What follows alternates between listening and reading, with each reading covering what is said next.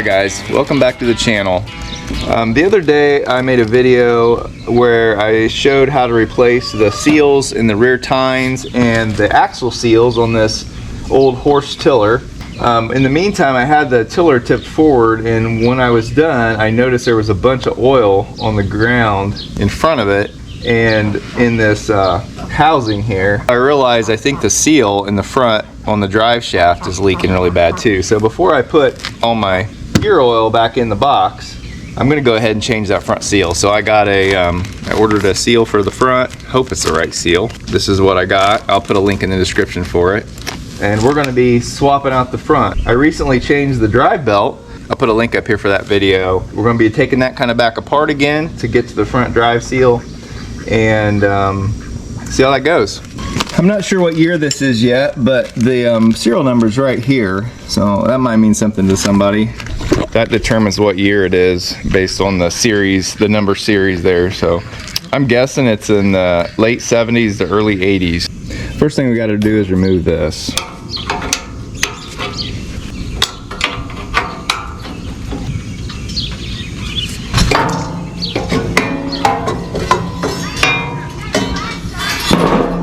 I just put this over here for now because I don't want to unhook this cable.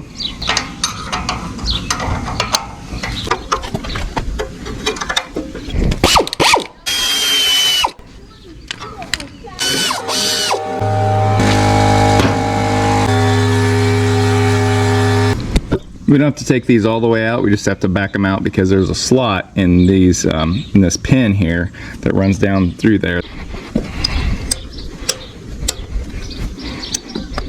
All right, we got the lever mechanism undone here. We got these screws backed out. I might go ahead and take them all the way out, but they're backed out I think enough. Now I'm going to put a screw in the top of these and slide this pin out. When I do that, it will release the engine, and so I have to have it supported either with a jack or something so it doesn't fall. It's also still connected to this cable, so I'm going to have to be careful not to damage anything. Some kind of mean.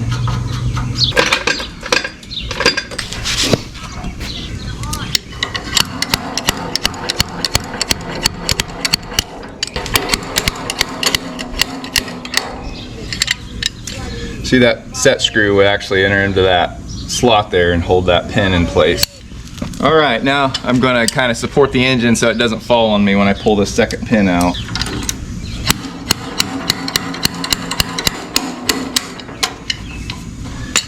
All right, so now the motor's loose, but it's still attached with this belt, so I got to work this belt off before I try to yank the motor away.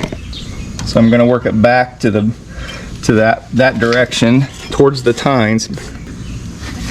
Now I can start bringing the motor this way a little bit.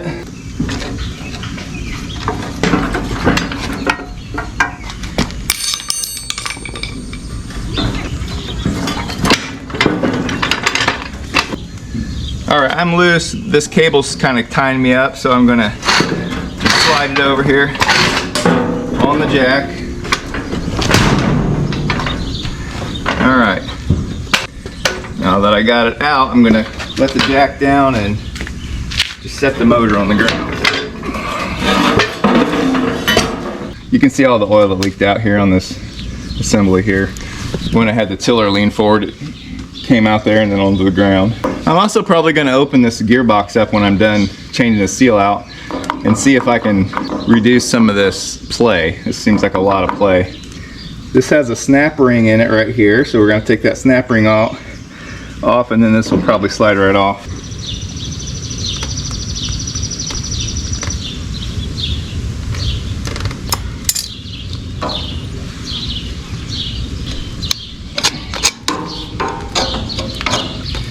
This has another snap ring right there.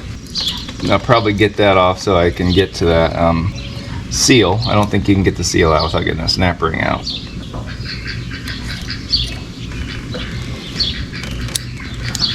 Might be a different size, I'm not sure. I'm just going to keep this separate so I know where they went. See my play there in that shaft. It's pretty much just coming apart, which means it's probably pretty old. Well, I'm gonna go ahead and take this this collar off here that holds the bearing and everything, because it's moving back on me and I don't know if that's right, so I'm gonna investigate here.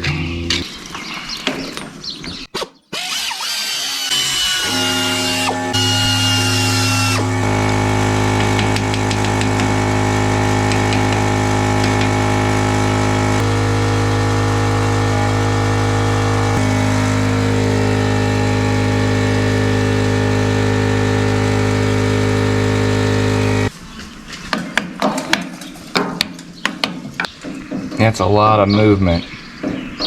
Something tells me that's not supposed to move that much. I think I'm going to take this apart right now so I can see what's happening in there, to see if I need to do anything different with this before I put that new seal in there. Because the seal pushed back in there, I don't think it should have that much space back there, so I'm gonna see what's going on here. To remove this, you gotta get the top of this off the gearbox here. So you start by taking the handle off. Before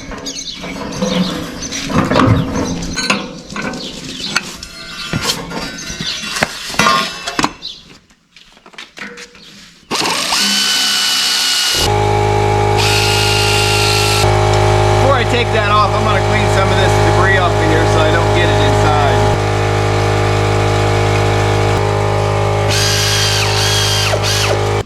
I'm going to have to take these two bolts out here underneath here that hold this bracket on, because it's keeping the cover down.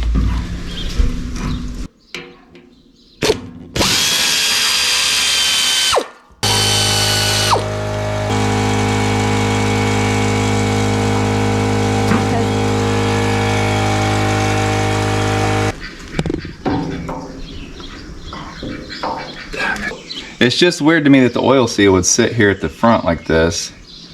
And there's obviously some space between that and the bearing. All right, a while back I bought some washers, I think to shim up something else. I believe what my problem is this shaft shouldn't be able to move in and out like that with that bearing on there. So I'm gonna shim behind that bearing to get it so it seats in there, and when this collar comes over top, that can't move around. There's no way that's right. I'm wondering if somebody didn't work on this at one point and just forgot to put shims in. I'm going to start out with a couple shims here and see how that looks. Okay, and then the bearing will go in like that.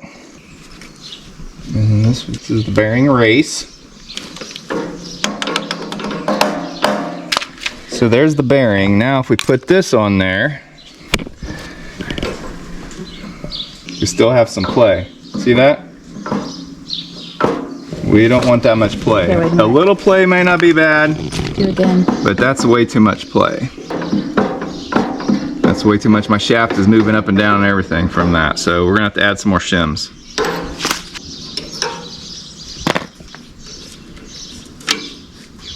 All right, that's the thing.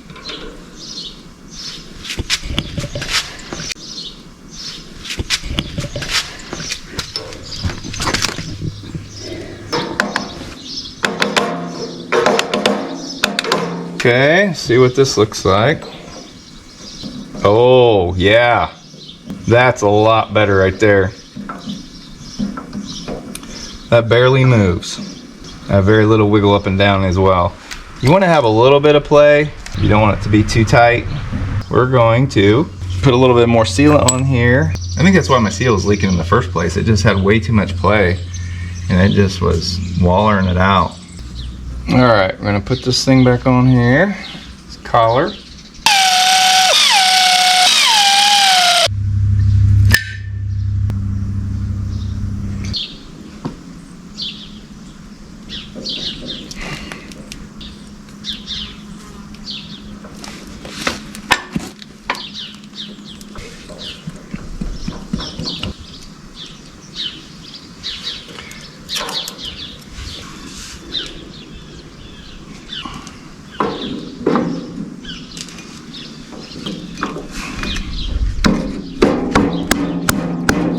Make it my editing 4 times as long too.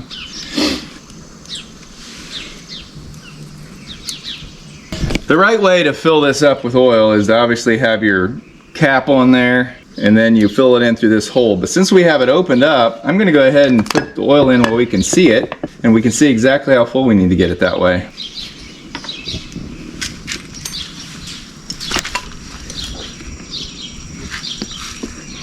I believe it says it takes 96 ounces, so it's going to take most of this gallon here. Okay, so you're supposed to fill it until it comes out this hole right here, which I have closed, so I can see visually that it's about there. All right, we're going to call that good. I just have a little bit left in here, so that took almost all of it. Okay, so this cap, I already got it cleaned up and everything.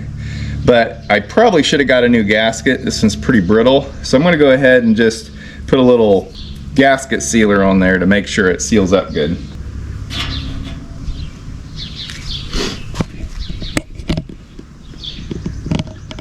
So we want to carefully put this on without getting any dirt in our oil.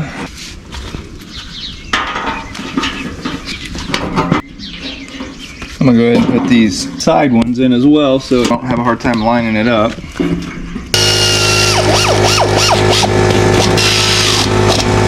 I forgot to put this washer on, so I took the snap ring back off. I got to put that on first, then the snap ring.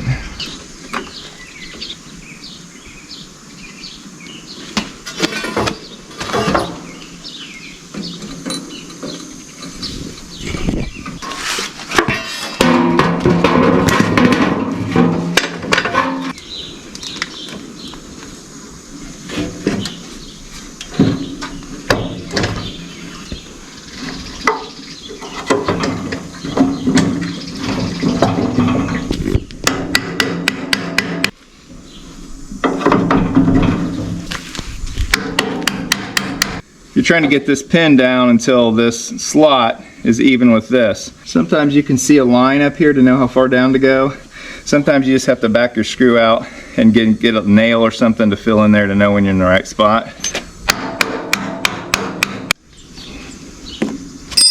Alright, I'm just going to use the end of an Allen wrench, and I will be able to tell when it drops into that slot. Oops, my motor's not lined up. There we go. Still not lined up. There. It has to line up with the bottom hole too, or you ain't gonna go anywhere. There, I'm feeling it now. So the slot's there. So now I'm gonna start putting my screw back in. Once you feel like you're in the slot, then you can tighten this nut up against it. Another way to do it is to tighten this bolt up against your pin, just so it barely rubs it. You can feel it, you're touching it, then you just tap it down and keep testing it, and when that slot gets down there, you'll feel it enter into that slot. Right there. Now obviously these two pins should be at the same height.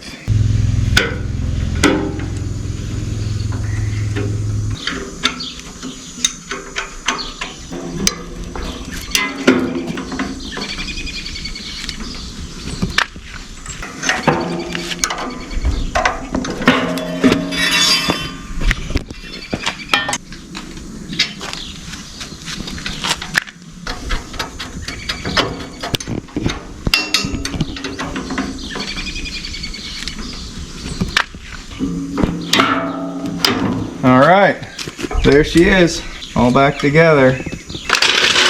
So guys, that's how you change the front drive seal on this horse Troy-Bilt tiller. So I'm gonna go try this thing out, make sure everything's working right, make sure I don't have any leaks.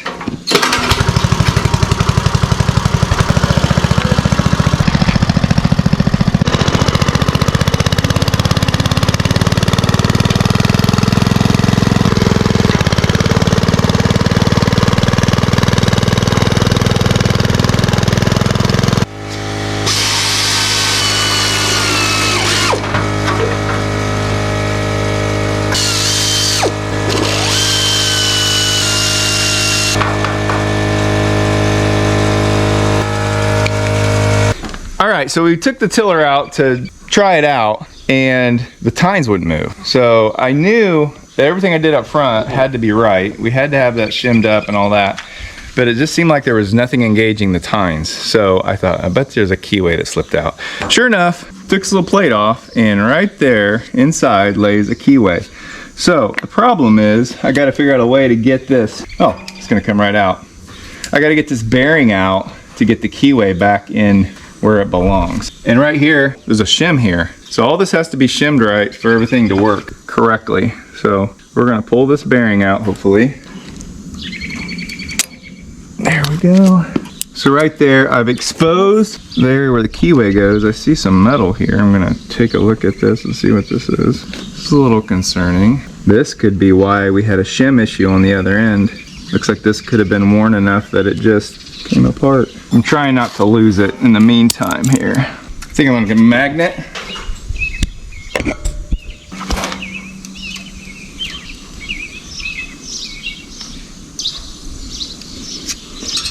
This is a shim, a large shim, and then this is the gearing down here. We need to get this in the right position so we can get the keyway back in. Okay, so we got that line back up. This keyway is pretty worn, as you can see, which made it probably pretty easy to fall out. I think it's still good enough to serve its purpose. So we're gonna try to slide it back in where it was without losing it.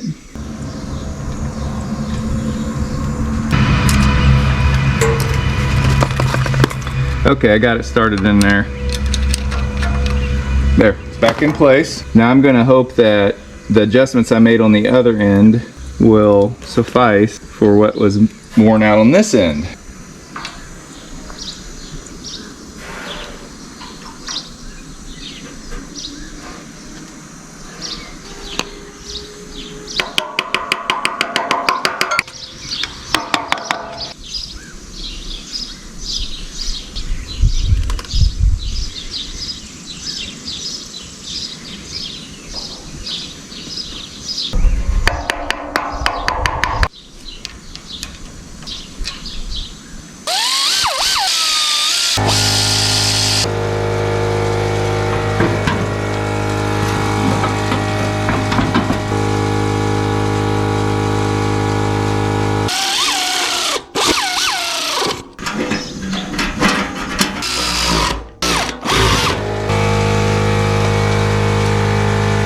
That's a really good sign. There's no oil leaking all over the floor like there used to be. And now let's just see if the tiller tines work again.